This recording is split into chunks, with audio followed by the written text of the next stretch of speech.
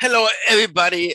This is Cesar. I am an enrollation and tax court practitioner. This is not tax advice. If you need tax advice, let me know. This is my email. This is my European number, and this is my US number. Let me show you what I'm going to be talking about today.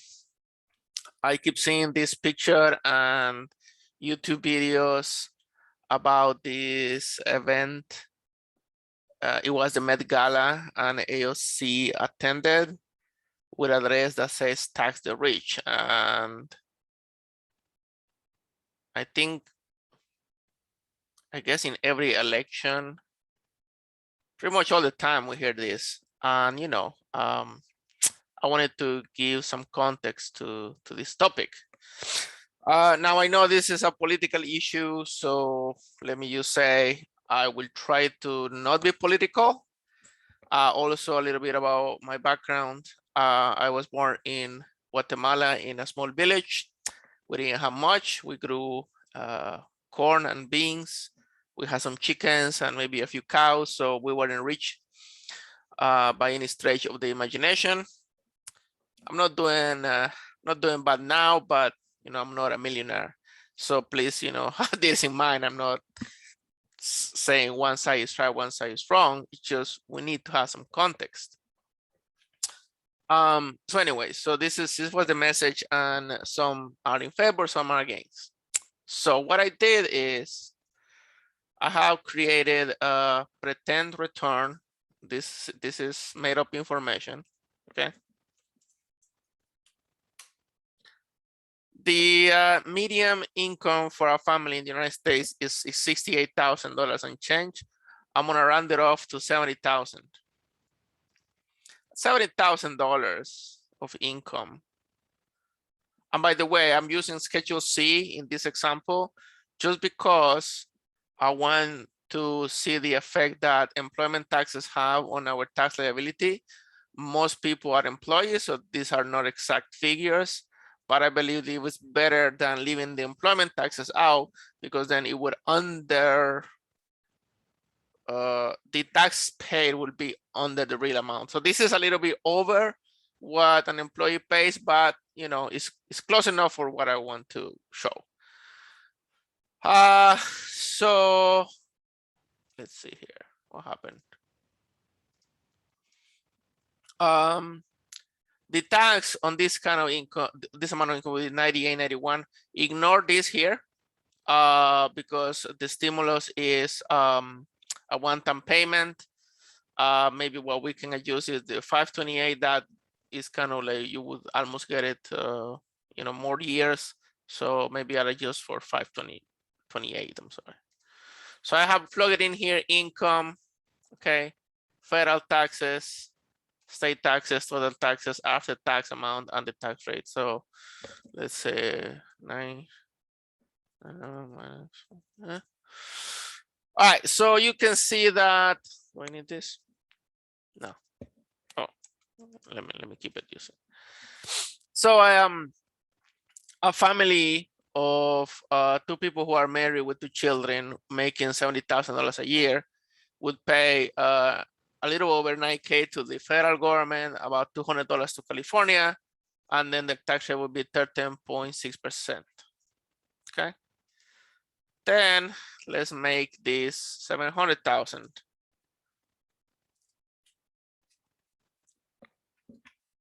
And I'm showing you the actual tax return so that you know that I'm not taking these numbers out of the air.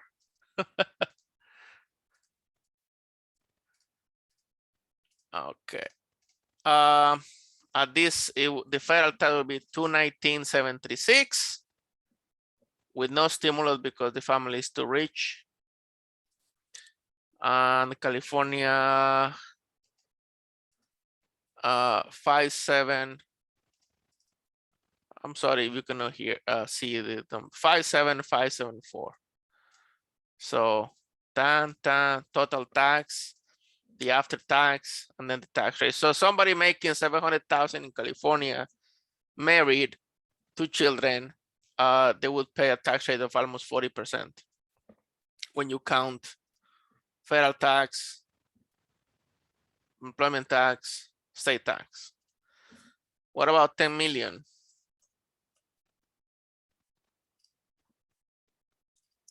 I'm gonna go into another screen.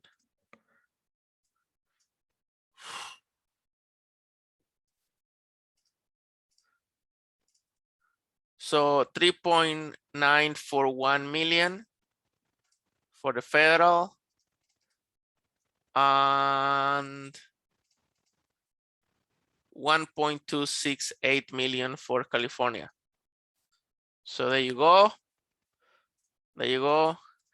So you can see that somebody earning $10 million would be paying 52% in taxes when you take into account federal taxes, employment taxes, state taxes. All of these people will still pay real estate taxes if they have a house, and they will also pay sales taxes if they live in a state that has sales tax, which most states do.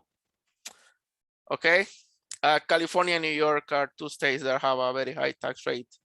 So if you live in California and New York, give me a call. I would like to talk to you for your benefit. So anyway, so what I heard was, I think that they proposed 70% max tax rate, 80, 90, even 90%. I mean, if you tax someone at 90% federal, they will be negative because the state tax rate in California is more than 10%. So they will owe money. So why would they work, you know? But, you know, I'm making it here, the example, 70%. So if they earn 10 million, 7 million will be to the federal, 1.2 to California, over $8 million in tax, they will be left with less than 2 million, and they will pay an effective tax rate of 82% before taking into account real estate taxes and sales tax. Now listen, I think if someone is in this situation, they will start working. I would.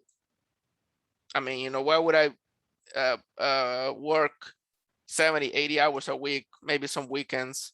Yes, I would be earning 10 million, but then at the end of the day, I would end up with 1.7. I would probably be rich enough where I don't have to work, or I can get my income from dividends, interest, capital gains, rental real estate, and so on. So that's the argument that is missed, or that's the point that is missed, that as you know, we all react. I mean, everybody, no matter if it's this guy right here, this guy right here, this guy right here, everybody is trying to lower their taxes or get a bigger refund.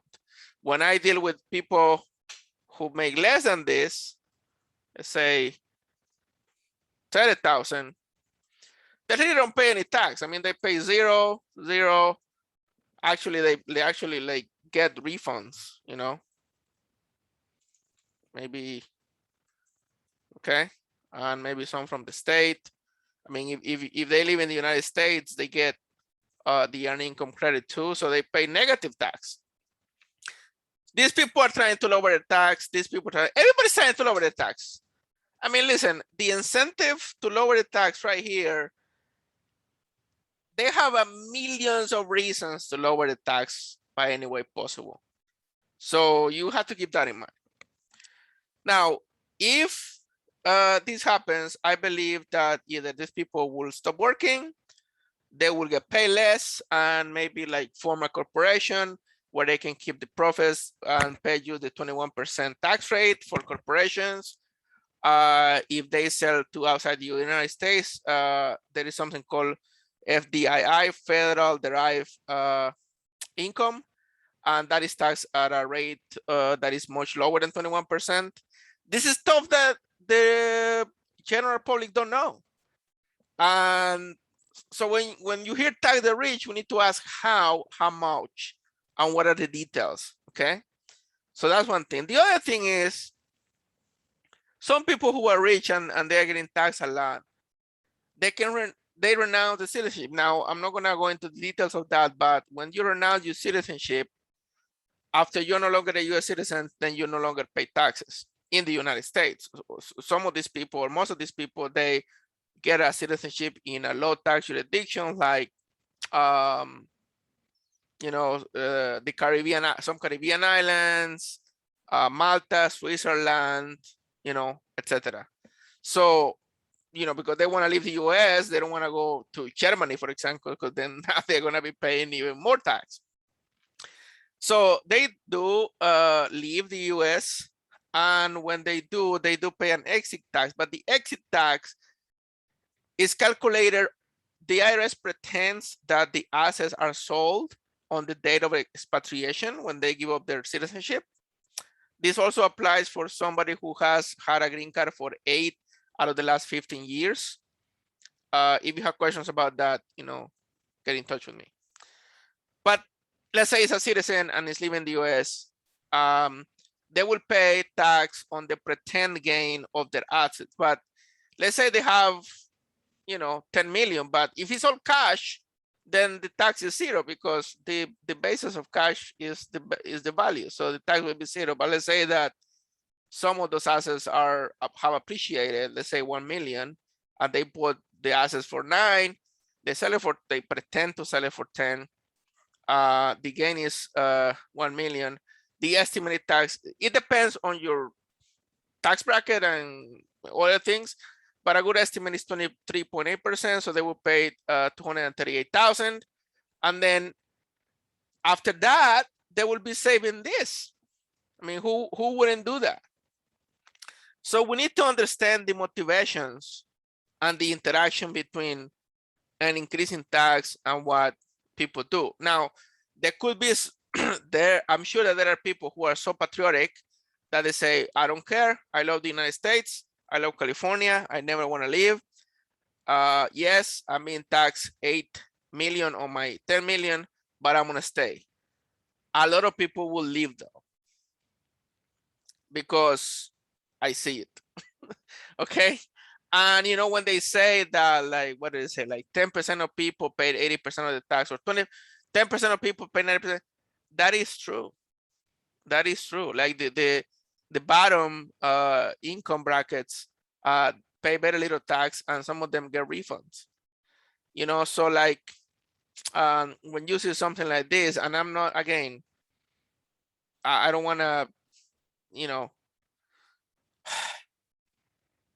there are other people talking about this on the political angle. When you see something like this, tax the rich, we have to ask how and how much, and what's going to happen when you raise the taxes on the rich.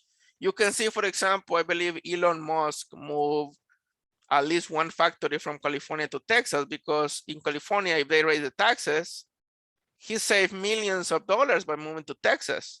So if things will be static, then you could maybe say, let's raise taxes, we collect more tax revenue. But things are not static. People react, and we gotta keep this in mind. So,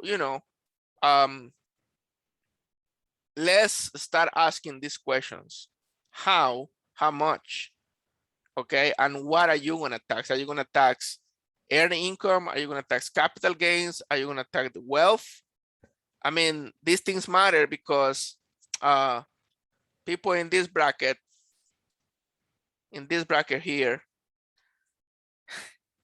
they pay me to estimate their tax liability in November and December, so I can tell them what they can do to lower the taxes before the year ends.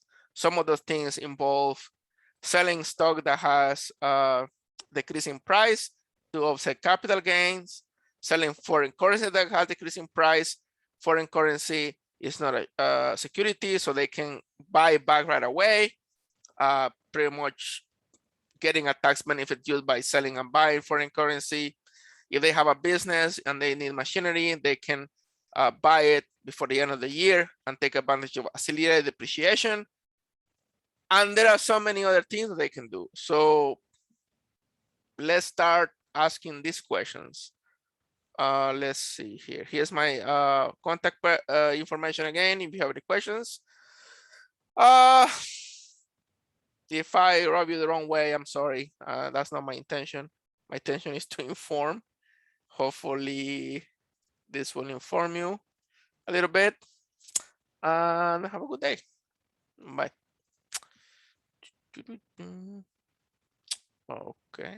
Oh, here we go.